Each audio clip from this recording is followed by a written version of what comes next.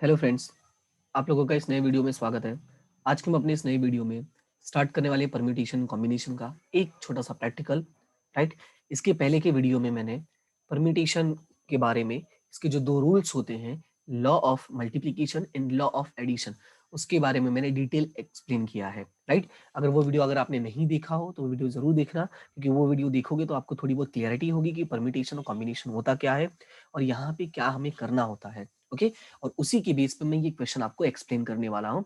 तो कहीं ना कहीं ये सारी चीजें क्या होंगी, हमारे लिंक वाइज ही चलने वाली है। तो वीडियो को जरूर देखना, और अगर आपका बेसिक क्लियर है तो बहुत अच्छी बात है, और अगर क्लियर नहीं है तो जरूर देखें। ठीक है, तो स्टार्ट करते हैं। हमारा क्वेश्चन छोटा सा है, बहुत ही नॉर्मल सा, सिर्फ आपको ये एक्सप्लेन करने के लिए कि एक्चुअली परमिटेशन में हमें करना क्या होता है, बस वही चीज। ठीक है, तो क्वेश्चन में क्या लिखा हुआ है, how many 3 digits number can be framed from the digit 1 2 3 4 5, right.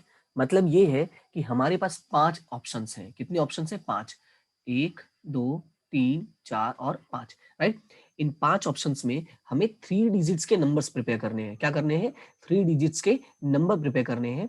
और क्वेश्चन में बोला है कि repetition are not allowed and repetitions are allowed. Okay, repetitions are not allowed and repetitions are allowed, यानी 2 पॉइंट है।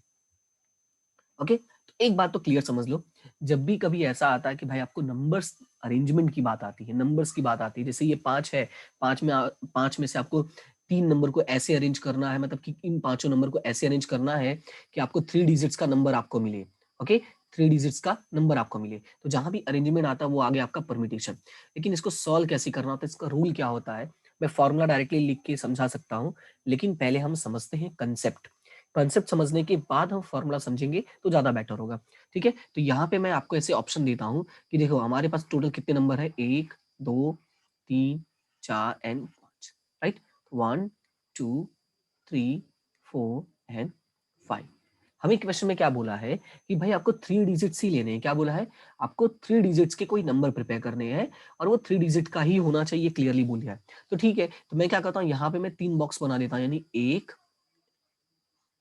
2 और ये 3। ठीक है, अब देखो हमारे पास ऑप्शंस कितने अवेलेबल हैं, हमारे पास टोटल ऑप्शंस अवेलेबल है 5। और जो हमारा फर्स्ट पॉइंट कहता है, रिपीटेशंस आर नॉट अलाउड। क्या कहता है? कि रिपीटेशंस आर नॉट अलाउड। हम उसी चीज को माइंड में रख के सॉल्व करते हैं कि हम कोई भी चीज को रिपीट नहीं करने वाले हैं। ओके, जब कोई भी चीज को हम रिपीट नहीं करने वाले तो उसको हमें सॉल्व कैसे करना होगा वो समझते हैं। सबसे पहले यहाँ पे देखो, हमारे पास जो ऑप्शंस अवेलेबल है वो कितने ऑप्शंस अवेलेबल है? 5। लेकिन हमें इसमें से हमें 3 ही डिजिट प्रिपेयर करना है। कितने डिजिट्स प्रिपेयर करना है? 3 डिजिट्स को ही प्रिपेयर करना है, राइट। हमें कुछ ऐसे नंबर बनाने जो 3 डिजिट्स के ही होने चाहिए। तो अभी ध्यान से समझो कि अब मैंने यहाँ पे 3 डब्बे रख दिए। ठीक है, ये हमारा एक तरह का बॉक्स समझ लो। ठीक है, एक तरह का बॉक्स है। हमारे पास टोटल कितने बॉक्स है? 3 बॉक्स है। ओके, अब मैंने क्या किया कि इन पांचों में से मैंने क्या किया, ध्यान से सुनना, इन पांचों में से किसी भी एक नंबर को यहां पे रख सकता हूं मैं, राइट। मेरे पास कितने ऑप्शन है? 5 ऑप्शन है और एक डब्बा है, यानी अगर मुझे 5 नंबर्स को एक डब्बे में यानी एक बॉक्स में रखना है तो मेरे पास कितने ऑप्शंस अवेलेबल है? 5 ऑप्शंस अवेलेबल है, राइट। कितने ऑप्शंस अवेलेबल है मेरे पास? 5 ऑप्शंस अवेलेबल है। चाहे तो एक रखू, चाहे तो दो, चाहे तो तीन, और चाहे तो चार, और चाहे तो 5। इस तरह से मेरे पास जो टोटल ऑप्शंस अवेलेबल है वो कितने हैं? 5। तो आई होप कि ये पॉइंट आपको क्लियर हो गया होगा। अब बात करते हैं दूसरे डब्बे की, चलते हैं। देखो, अगर आपने यहाँ पे कोई एक नंबर सिलेक्ट कर लिया है, मतलब एक नंबर को उसमें डाल दिया है, राइट, तो हमारा जो दूसरा बॉक्स होगा, अब दूसरे बॉक्स की जब बात आएगी तो उस बॉक्स में हम कभी भी वो डिजिट नहीं रख सकते जो इसमें आ चुका होगा, क्योंकि क्या बोला? रिपीटिशन आर नॉट अलाउड बोला है। तो हमने क्या किया कि अब इसमें से मान लो अगर मैंने एक रख दिया है इसके अंदर, ठीक है, अगर मान लो मैंने ये वाला इसके अंदर रखा है तो मेरे पास ऑप्शन कितने हो गए? 4 हो गए।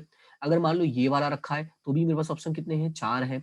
अगर ये वाला रखा है तो भी कितने ऑप्शन है? 4 ऑप्शन है। अगर ये रखा होगा तो भी 4 ऑप्शन है। कहने का मतलब ये है कि अगर मान लेता हूं कि मैंने कोई एक नंबर है वो मैंने इस बॉक्स में रख दिया है, तो बाकी मेरे पास कितने ऑप्शंस बचे?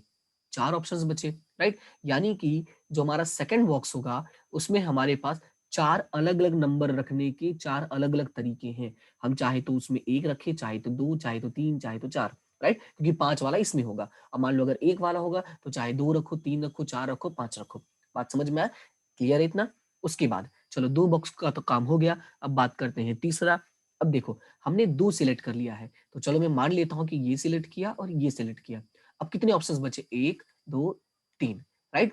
अगर हमने इन दोनों को सिलेक्ट कर लिया है, मतलब इन दोनों को एक इस डब्बे में डाल दिया है और एक इस डब्बे में डाल दिया, तो अभी जो थर्ड वाला डब्बा है, थर्ड वाला जो बॉक्स है, उसके लिए तो मेरे पास 3 ही ऑप्शन बचे ना। तो अब 3 ही ऑप्शन बचे, चाहे 1, 2 रखो उसमें, चाहे 1, 3 रखो, चाहे 1, 4 रखो, कोई भी 2 डिजिट हमने सिलेक्ट कर चुके हैं। तो हमारा जो नेक्स्ट वाला है उसके लिए कितने ऑप्शंस बचेंगे? सिर्फ और सिर्फ 3 ऑप्शंस बचते हैं। बात समझ में आया? देखो हुआ क्या, हमारे पास टोटल 5 ऑप्शंस थे। अगर 5 में से एक ऑप्शन हमने एक पहले बॉक्स में रख दिया, तो दूसरे बॉक्स में जाने के लिए हमारे पास 4 ऑप्शन बचते हैं। फिर अगर एक और हमने इसमें रख दिया, तो तीसरे ऑप्शन तक जाने के लिए हमारे, यानी तीसरे बॉक्स तक जाने के लिए हमारे पास सिर्फ 3 ऑप्शन बचते हैं। तो इस तरह से हमारा जो सिलेक्शन करने का, यानी कि जो हमारा नंबर रखने का तरीका हुआ, वो कितना हुआ? पहले में 5 तरीके हो गए, दूसरे में 4 और तीसरे में 3। तो आई होप कि इतना आपको क्लियर समझ में आ गया होगा। अब ध्यान से समझो, क्वेश्चन में कहा था रिपीटेशन अलाउड नहीं है, तो ये पता करना है हम लोगों को कि कितने तरीके से हम फ्रेम कर सकते हैं। ये तो मैंने अभी तरीका बताया ही नहीं है, राइट? तो अभी हम याद करते हैं हमारा जो रूल है एडिशन और मल्टीप्लीकेशन का। तो देखो एडिशन और मल्टीप्लीकेशन क्या कहता है कि जब आपके पास एंड हो, क्या हो? एंड हो, और आपके पास और हो।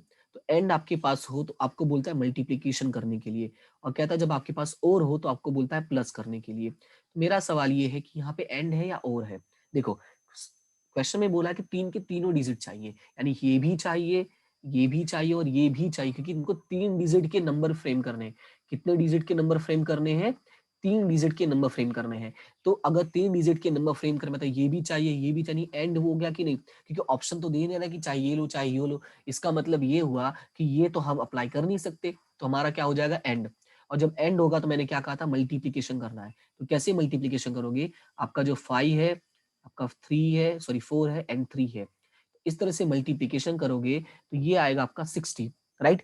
इसका मतलब ये हुआ कि हमारे पास टोटल 60 ऑप्शंस अवेलेबल हैं, अलग अलग तरीके के 3 डिजिट्स प्रिपेयर करने के लिए।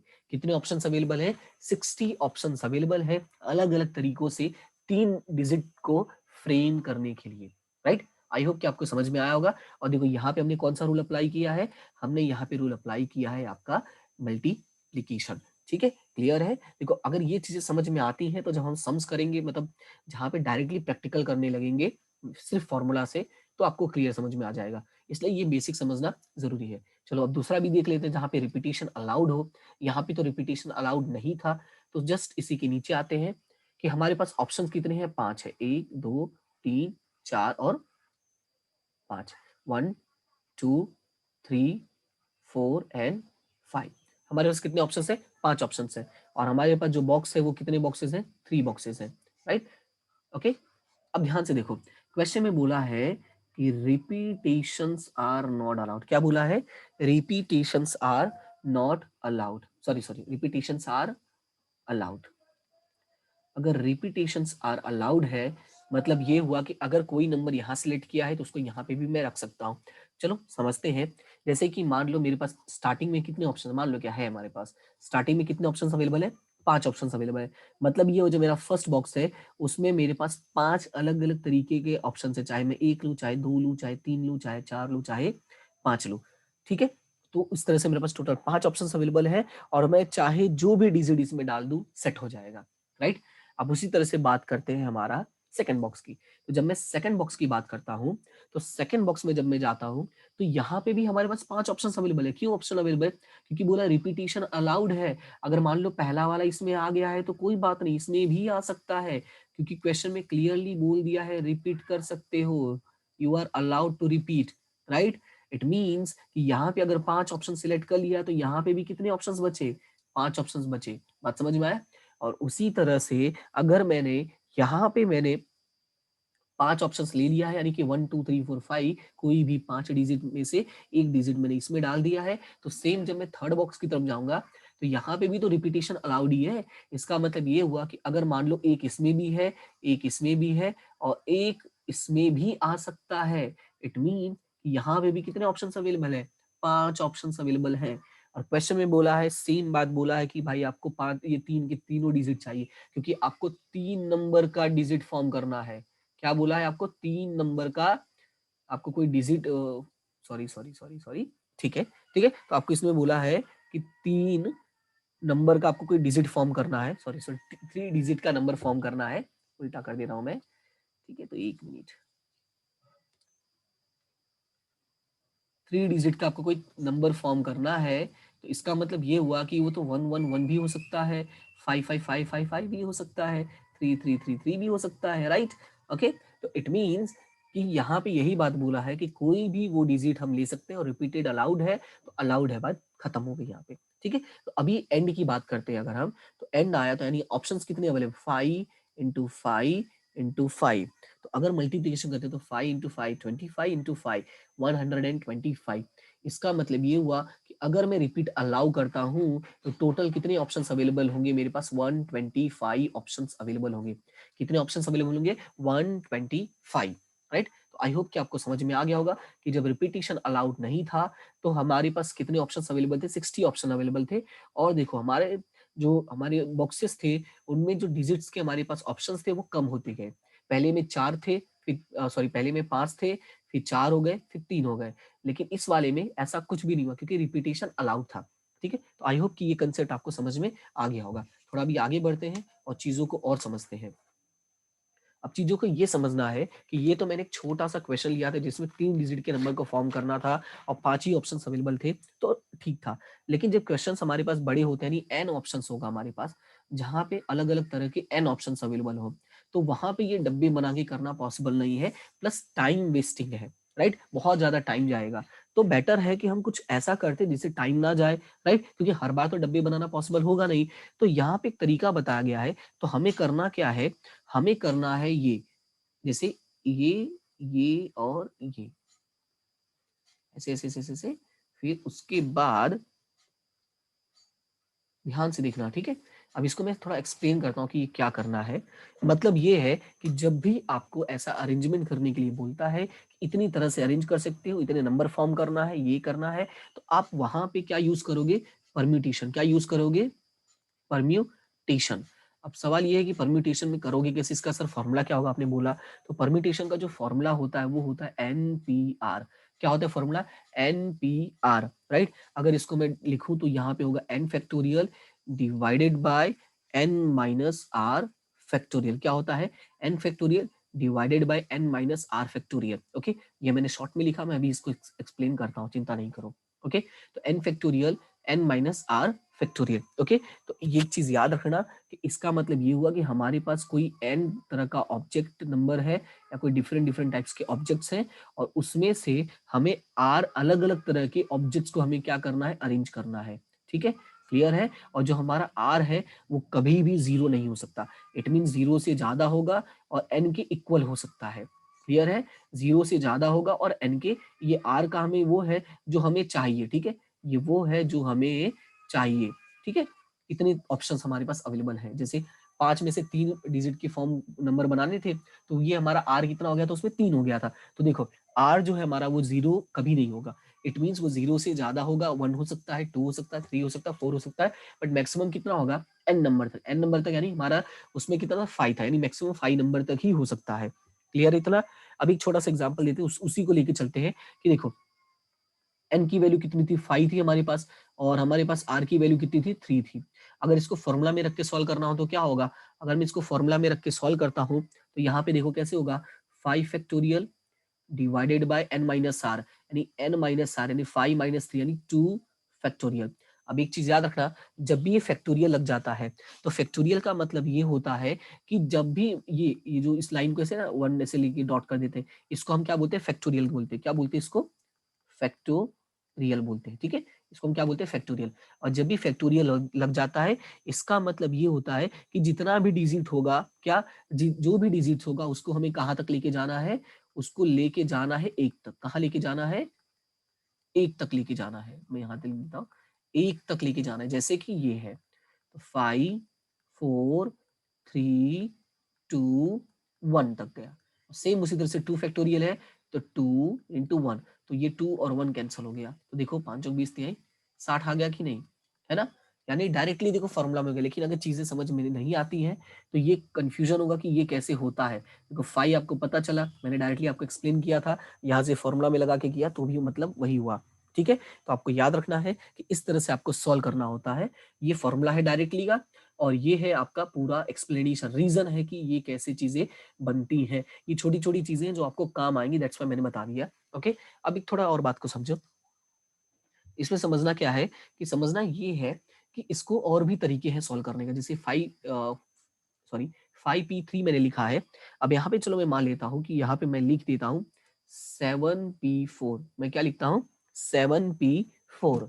तो अगर 7p4 लिखा हुआ है तो देखो मैंने क्या कहा, फैक्टोरियल यानी n factorial divided by n minus r factorial, ये फॉर्मूला होता है। ओके, तो यहाँ पे क्या हो जाएगा, 7 factorial divided bye 7 minus 4 factorial, right.